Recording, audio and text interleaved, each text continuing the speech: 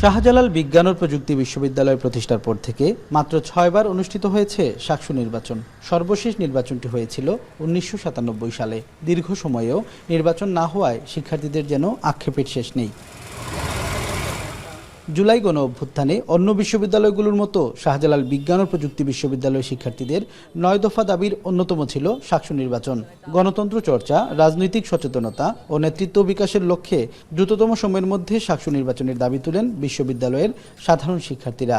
ছাত্র নির্বাচন প্রয়োজন, আমরা শাকসু চাই যেখানে কিনা নেতৃত্বের গুণাবলী ঘটবে, নিরপেক্ষ একজন প্রতিনিধি হতে হবে।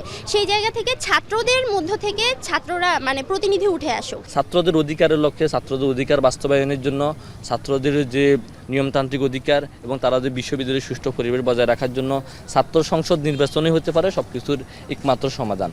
শিক্ষার্থীদের দাবির প্রেক্ষিতে শাকসু নির্বাচনের লক্ষ্যে গেল মাসের 13 জুলাই গঠিত হয় 8 সদস্য বিশিষ্ট প্রবিধি পুনঃপ্রণয়ন কমিটি। এতে কিছুটা স্বস্তি এলো কমিটি গঠনের পদ্ধতি নিয়ে মিশ্র প্রতিক্রিয়া রয়েছে বিভিন্ন ছাত্র সংগঠনের প্রতিনিধিদের।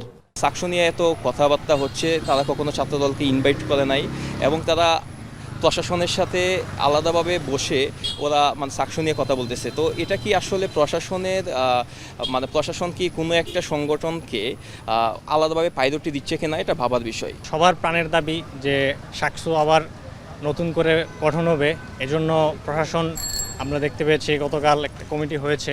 তো আশা করি আমরা ছাত্রদের যে দাবি সে দাবি আদায় হবে এবং ছাত্র শিবির বরাবরের মতো দাবি জানিয়ে আসছে এবং ছাত্র শিবির সবসময় চায় শিক্ষার্থী বান্ধব দাবিগুলো আদায় করতে, শিক্ষার্থীদের জন্য কাজ করতে। ছাত্র সংসদ নির্বাচনটা আসলে ক্যাম্পাসের যারা অংশীজন আছে, ক্লাবগুলো হোক কিংবা নানা ব্যক্তি মানুষ হোক, তাদের সাথে আসলে আলাপ করে হচ্ছে যে এই দিক দিয়ে এগোনো উচিত বর্তমানে প্রশাসনের। এদিকে বিশ্ববিদ্যালয়ের উপাচার্য বলছেন, সকল অংশীজনের মতামতের ভিত্তিতেই নির্বাচনের আয়োজন করতে চান তারা। শাকসুর প্রবিধিগুলো দেখার জন্য একটা কমিটি করে দেওয়া হয়েছে, অলরেডি কমিটি কাজ শুরু করেছে। তারা স্টেক হোল্ডারদের সাথে কথা বলবে, আমাদের ছাত্রদের সাথে কথা বলে নিয়মকানুনগুলো সবগুলো দেখে সুন্দর একটা সাজেশন দিবে। দেওয়ার পর আমরা শাকসু নিয়ে বিস্তারিত আলোচনা করতে পারবো কখন কিভাবে এটাকে দেওয়া যায়।